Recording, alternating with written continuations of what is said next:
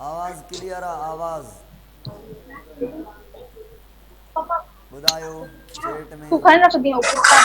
Sir bio energetics हाज़ुर बाबा bio energetics हाज़ुर। वॾो weight हुयो हिन चैप्टर जो तव्हांखे।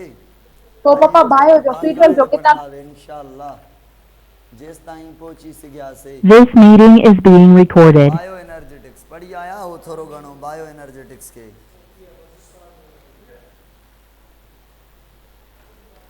कजे start bio energetics.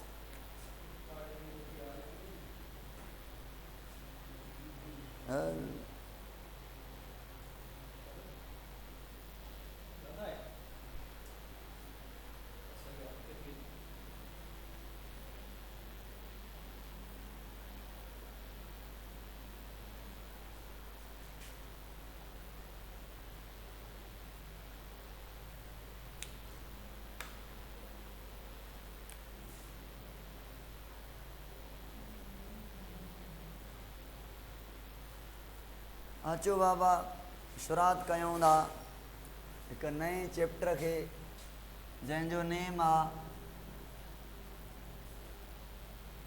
Bio energetics.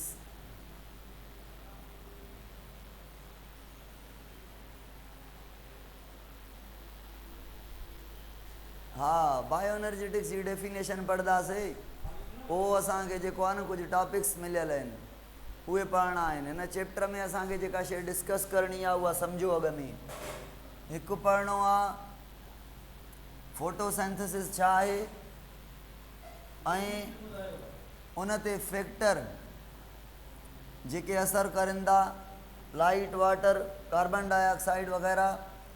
उन खां बाद लाइट रिएक्शन उन खां बाद डार्क रिएक्शन। फोटोसिंथेसिस मां ही टॉपिक्स आहिनि। पोइ रेस्पायरेशन वारो जेको सेक्शन आहे उहो रेस्पायरेशन वारो सेक्शन पढ़ंदासीं ठीकु आहे।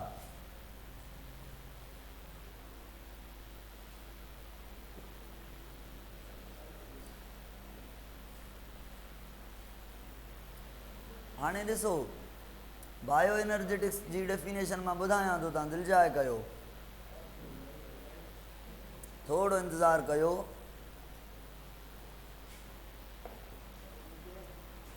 अचो बाबा बायो एनर्जेटिक्स बायो लफ़्ज़ जी माना छा आहे life.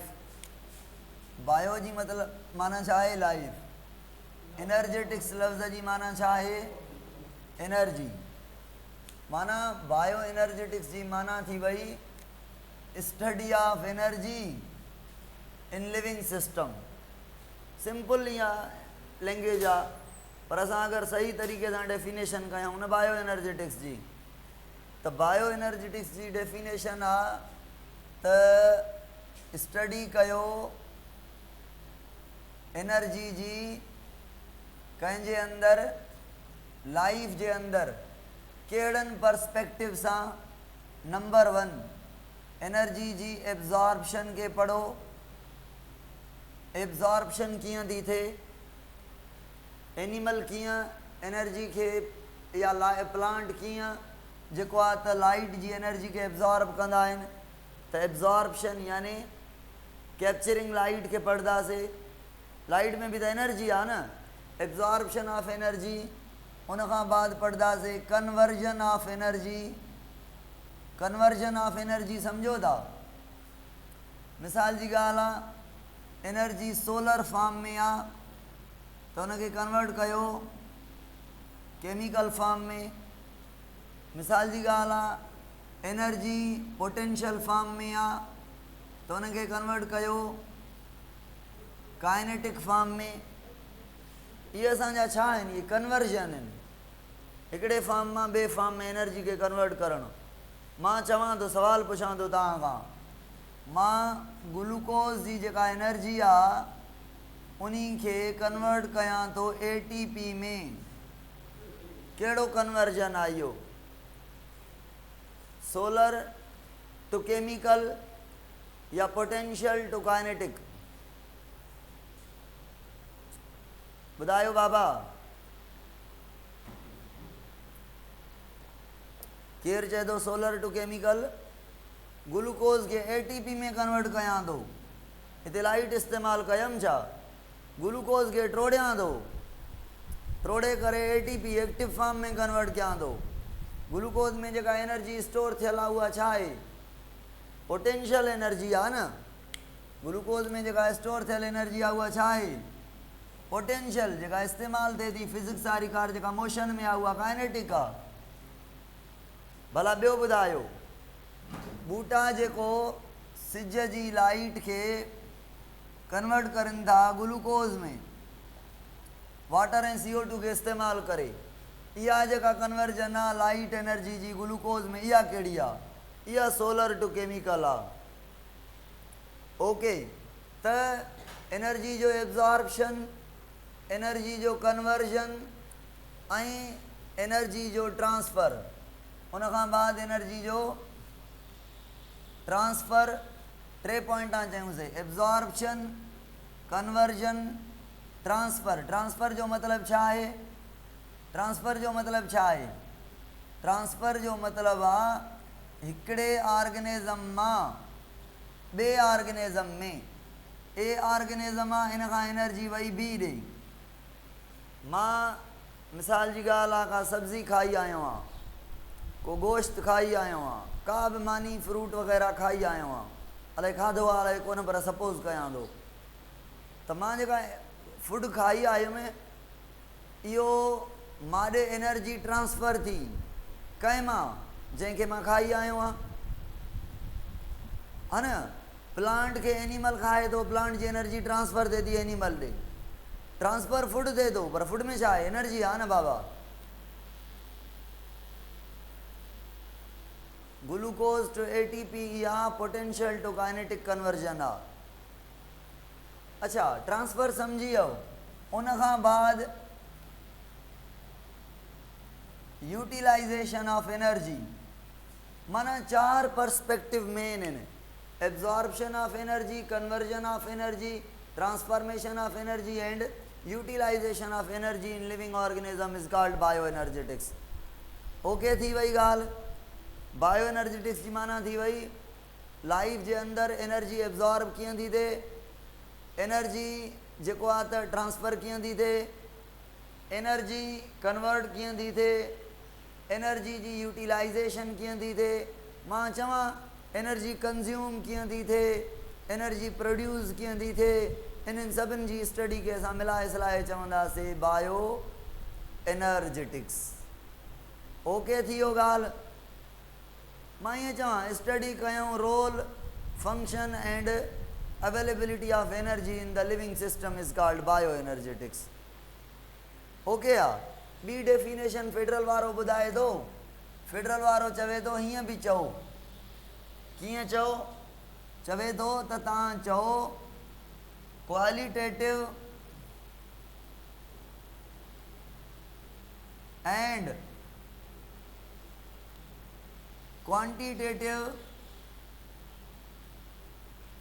Study of energy is called bio energetics. Qualitative जो मतिलबु छा आहे, कशिश सम्झायां थो बाबा, कन्वर्जन ऐं ट्रांसफ़र सम्झायां थो।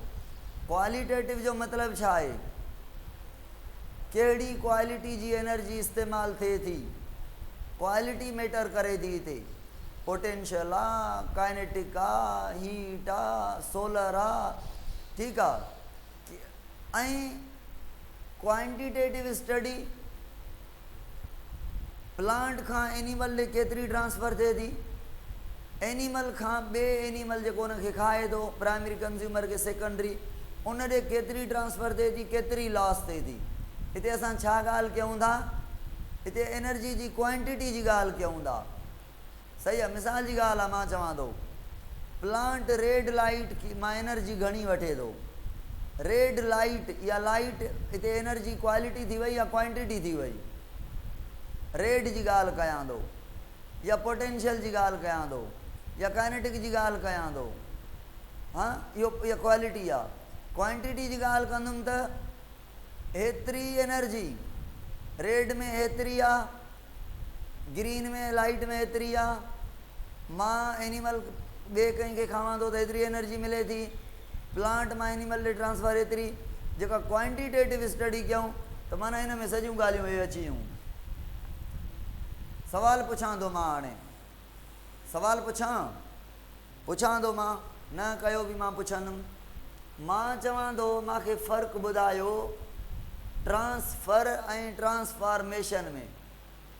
ट्रांसफर ऐं ट्रांसफॉर्मेशन में ट्रांसफर जो मतिलबु आहे त हिकिड़े जानदार खां ॿिए जानदार ॾे एनर्जी ट्रांसफर थिए। हे ग्रास आहे, हे एनिमल आहे हर्बीवोर। हर्बीवोर ग्रास खे खाई वियो, माना ग्रास जी एनर्जी काॾे वई, एनिमल ॾे हर्बीवोर ॾे, त इहा थी वई एनर्जी ट्रांसफर। पर ट्रांसफॉर्मेशन जो मतिलबु आहे, ट्रांसफॉर्मेशन जो मतिलबु आहे एनर्जी हिकिड़े फॉर्म मां ॿिए फॉर्म में कन्वर्ट थिए। माना जेका कन्वर्जन आहे इनखे मां ट्रांसफर चवां या ट्रांसफॉर्मेशन चवां, ॿुधायो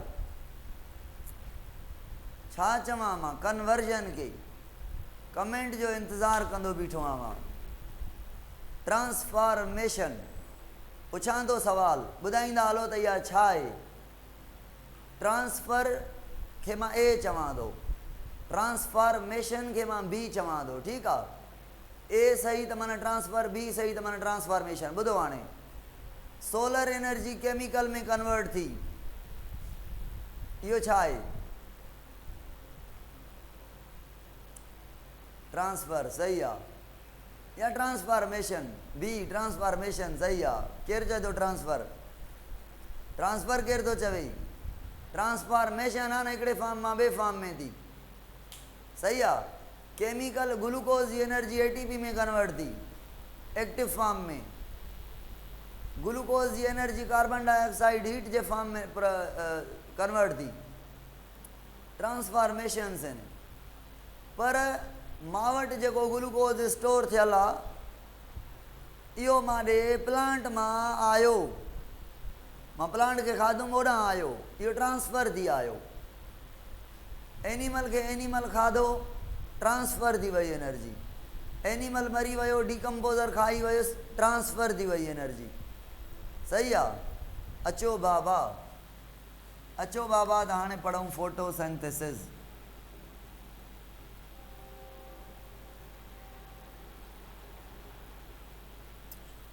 फोटो लफ़्ज़ जी माना है लाइट, सिंथेसिस लफ़्ज़ जी माना है टू प्रोड्यूस, है न। माना लाइट जी मदद सां कुझु प्रोड्यूस करणु। ऐं प्रोड्यूस छा थिए थो? ग्लूकोज प्रोड्यूस थिए थो। ॾिसो बाबा डेफिनेशन ॿुधो, CO2 H2O लाइट, क्लोरोप्लास्ट या क्लोरोफिल, ग्लूकोज, ऑक्सीजन, वाटर, हे असांजी थी वई सॼी फोटोसिंथेसिस। ॾिसो हाणे डेफिनेशन ॿुधो, अहिड़ो प्रोसेस जंहिंमें ऑटोट्रॉफिक ऑर्गेनिज़म, ऑटोट्रॉफिक कहिड़ा आहिनि? Plant, अलजी, blue green अलजी and Euglena, इहे जेके ऑर्गेनिज़म आहिनि इहे ऑटोट्रॉफ आहिनि। अहिड़ो प्रोसेस जंहिंमें ऑटोट्रॉफिक ऑर्गेनिज़म पंहिंजो फूड प्रोड्यूस करनि। फूड छा आहे? फूड छा आहे बाबा? ग्लूकोज आहे, पंहिंजो फूड प्रोड्यूस करनि, पर कंहिं मां? लाइट जी प्रेजेंस में, माना लाइट जी मदद सां, ऐं क्लोरोप्लास्ट यानी क्लोरोफिल जी मौजूदगी में। ॿ शयूं ॿुधाए थो, हिकु क्लोरोप्लास्ट यानी क्लोरोफिल हुजनि, ॿियो लाइट हुजे।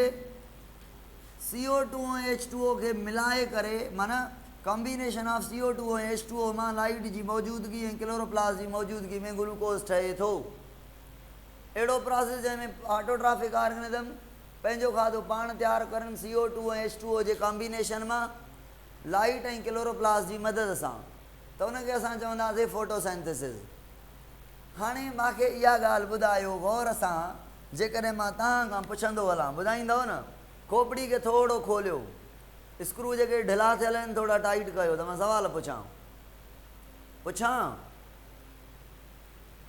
हा त कयो, आवाज़ ई कोन थो निकिरेव।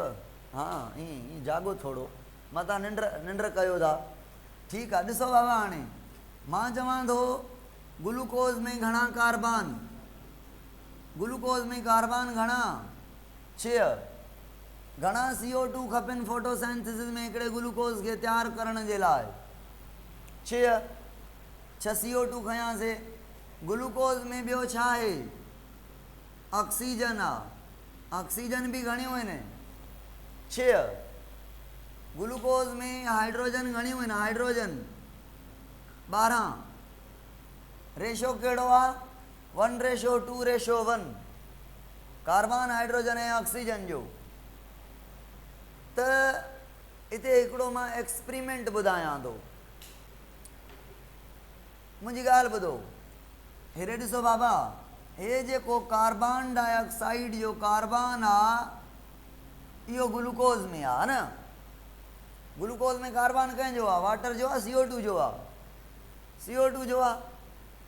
ऐं ग्लूकोज़ जे अंदरि जेका ऑक्सीजन आहे, इहा ऑक्सीजन बि CO2 जी आहे।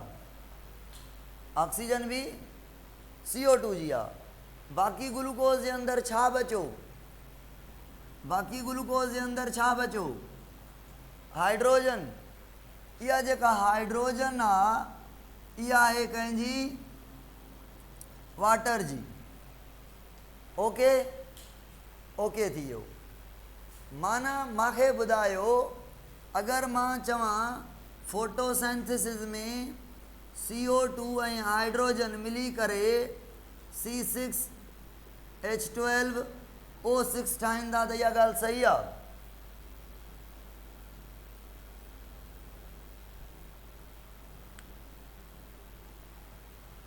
ओके आहे। त मां चवां फोटोसेंथिसिस में CO2 रिड्यूस थिए थो। हाँ, CO2 रिड्यूस थिए थो। अच्छा, ॿी ॻाल्हि, ग्लूकोज़ ठहे थो न, त फोटोसेंथिसिस खे मां एनाबॉलिक रिएक्शन चवां, सिंथेटिक रिएक्शन चवां? ओके आहे। कुझु ॻाल्हियूं हिते मां छॾियां थो, बाद में कयां थो। फ़िलहालु हेॾे अचो। हाणे सवाल पैदा थिए थो इहो, कहिड़ो सवाल पैदा थिए थो? सवाल पैदा थिए थो त हे ऑक्सीजन काॾां आई, हे वाटर लॉस था करनि, इहो काॾां आयो ऐं केतिरो थींदो? इक्वेशन खे बैलेंस करण जे लाइ मां हिते वाटर जा मालिक्यूल खणां थो 12। घणा? 12। हिकिड़े वाटर जे मालिक्यूल में हाइड्रोजन घणियूं? ऑक्सीजन घणियूं? हिकु ऑक्सीजन 2 हाइड्रोजन। अगरि मां 12 वाटर जा मालिक्यूल खयां आहिनि, त माना हाइड्रोजन घणियूं आहिनि? 12 वाटर जा मालिक्यूल खयां आहिनि, त हाइड्रोजन घणियूं आहिनि?